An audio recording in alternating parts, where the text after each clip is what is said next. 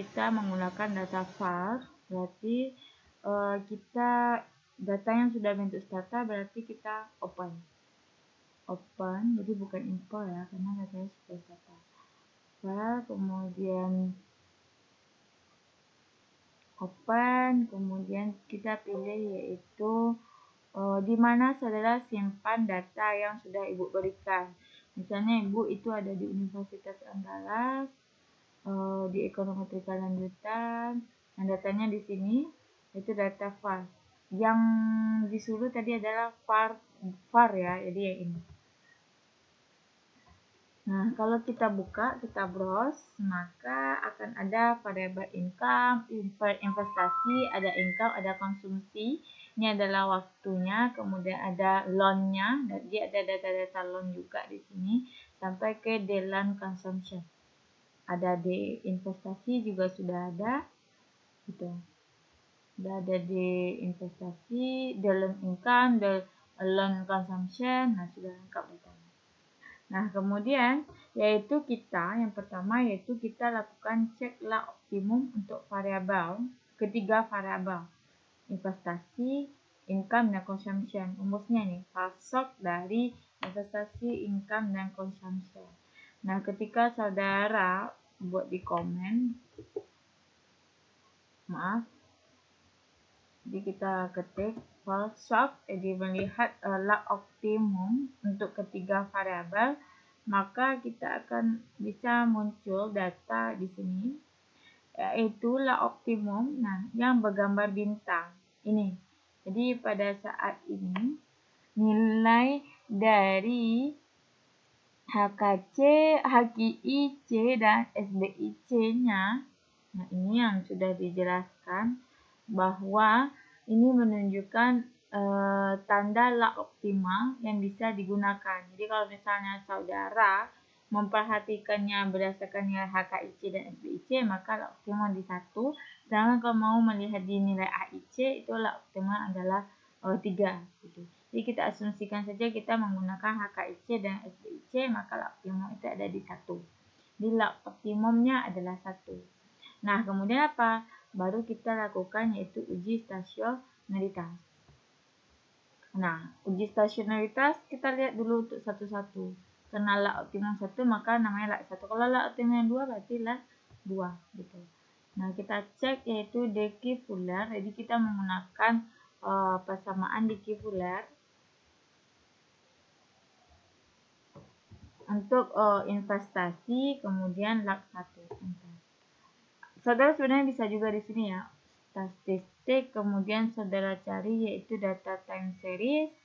Nah, ini ada sebenarnya ARIMA, ASMA, kalau mau diketik, mau ditulis tangan itu boleh. Gitu. Kalau mau VAR, nah ini dia, ada VAR, ada SVAR, kemudian ada FECM. Nah, di sini sudah lengkap. Mau lihat RIFF-nya, nah di sini. Kalau lupa untuk kalau saudara lupa untuk nama komennya gitu. Ini banyak treatment-treatmentnya sebenarnya. Bagusnya ini apa? Jadi saudara bisa menyimpan komen sehingga nanti tidak perlu lagi membuat atau mengklik-klik uji statistik.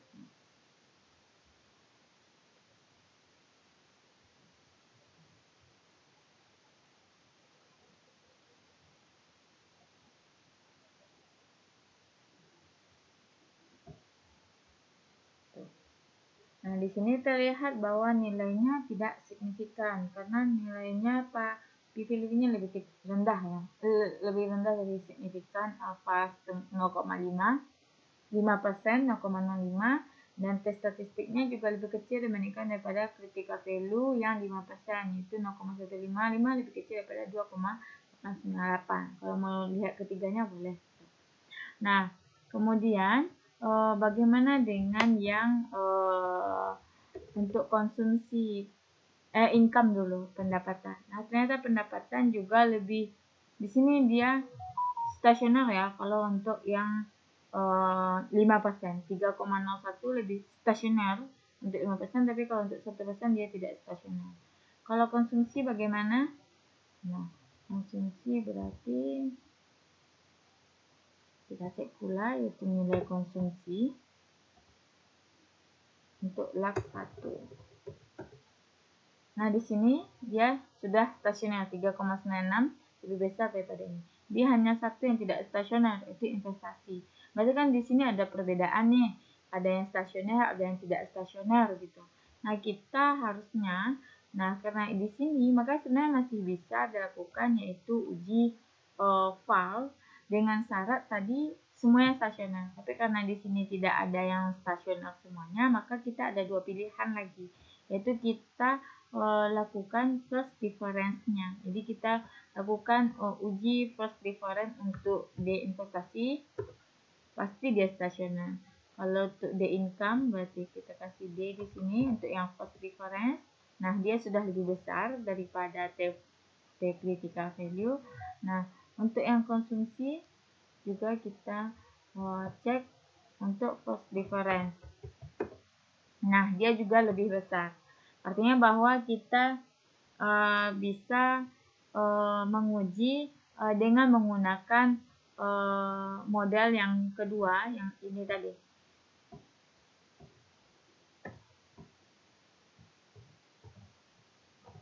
Yang kedua ini. Tapi dengan syarat dia tidak berkointegrasi ya. Kalau mau mencek kointegrasi berarti kita cek yaitu ini.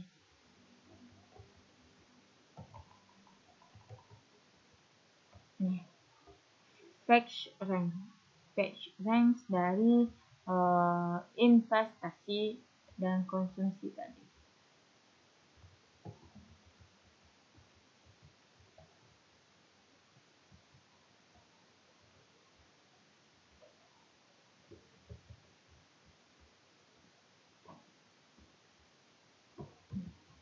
Di fetch rank. Tapi sebenarnya ini asumsinya, ini kalau dari hasil ya, dia itu akan terjadi yaitu keintegrasi. Nah, ini kita lihat bahwa nilainya ada bintang di sini. Berarti dia terintegrasi pada maksimum rank 2. Jadi kita sebenarnya itu kita tidak bisa. Jadi kalau dari data ya, kita tidak bisa yaitu melakukan uji yang ini. Itu model var dengan difference. Gitu. Kalau misalnya nanti tidak ada bintang di sini, maka baru kita bisa melakukan uji dengan melakukan model yang difference, var yang difference gitu. var yang difference. Jadi asumsinya ini ya, asumsi kalau misalnya tadi ketiga variabel tidak ada yang berkointegrasi gitu, maka baru kita bisa melakukan model yaitu yang var, tapi yang didiferenskan. Jadi ada sebenarnya 3 model. Nah, ini pembacaannya tadi sudah Ibu jelaskan ya. Jadi kalau misalnya ketiga ini tadi stasioner, maka kita tidak perlu pakai D di sini, tapi cukup for investasi, first D income, kemudian for consumption 1. Nah, cara bacanya sudah Ibu jelaskan tadi di tabel yang di video yang pertama gitu. Ini untuk menguji file, kemudian kita lihat itu file Granger-nya bagaimana. Nah, jadi kalau misalnya ini sudah ya, jadi kita balik ke sini. Di sini asumsi tadi dia stasioner semua, berarti kita lihat itu file Granger lagi ke Granger.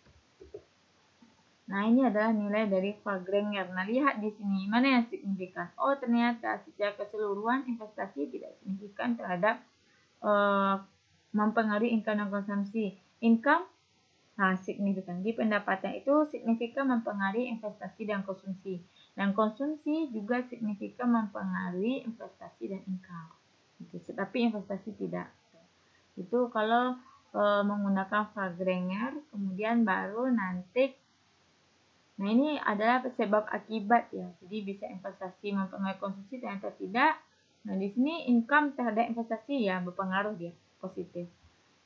Kemudian income konsumsi terhadap income juga positif.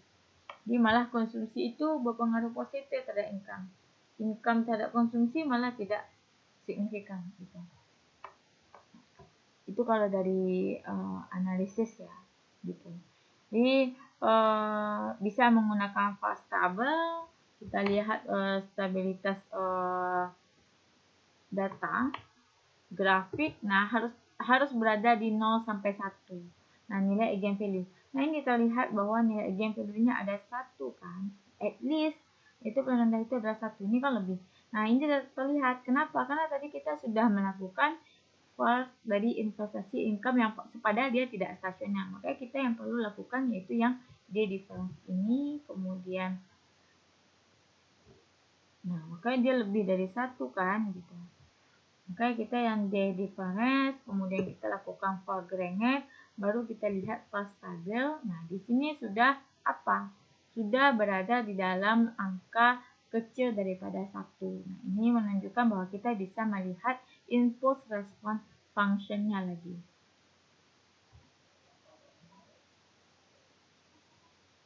Untuk impulse response function ya ini berarti for basic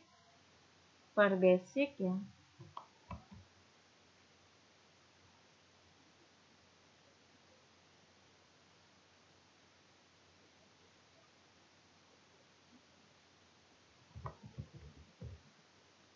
For basic untuk apa? Variabel yang saudara gunakan tadi yaitu variabel yang telah didiferenskan. Nah, ini adalah nilainya.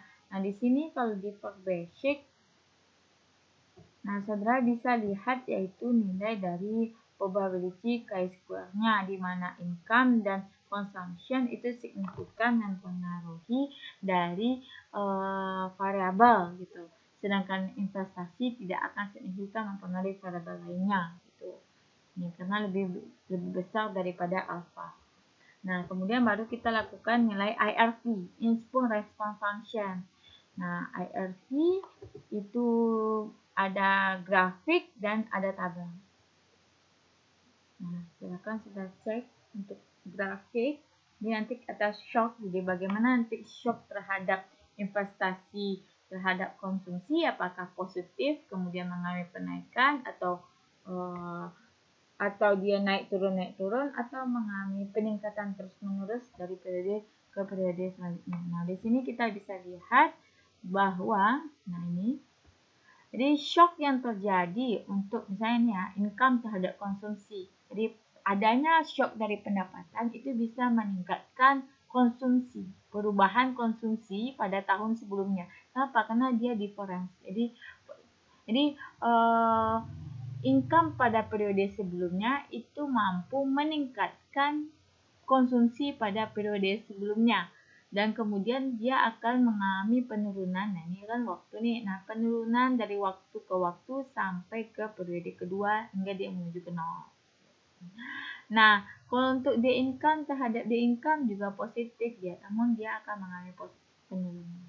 Nah, untuk income terhadap investasi awalnya dia 0, namun pada periode 1 berarti bahwa perubahan income periode sebelumnya akan bisa meningkatkan perubahan investasi periode sebelumnya di periode yang pertama. Namun pada akhirnya dia akan mengalami penurunan hingga menuju 0. Seperti itu. Nah, ini for basic investasi terhadap income. Jadi shock yang diberikan oleh investasi periode sebelumnya itu akan bisa menurunkan konsumsi pada periode sebelumnya. Jelas ya? Secara teori benar nih. Jadi ini bagusnya dari file, jadi kita bisa lihat gambar. Jadi saudara tidak hanya, jadi ya nanti kalau mau buat skripsi ya tidak hanya menggunakan OLS saja. Jadi Ibu harapkan nanti saudara bisa menggunakan banyak model yang sudah Ibu jelaskan ini. Nanti juga akan dijelaskan pula dengan Ibu Nadia. Nah, ini kita lihat angkanya ya.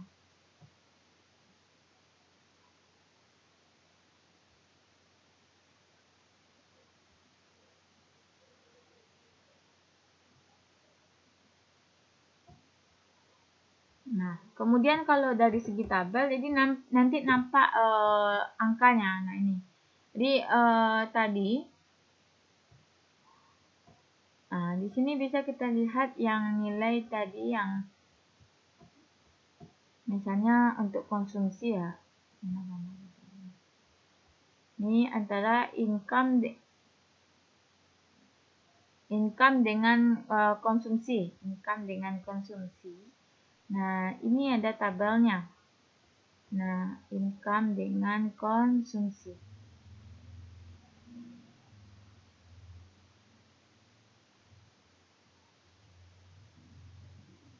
Income dengan responnya terhadap konsumsi.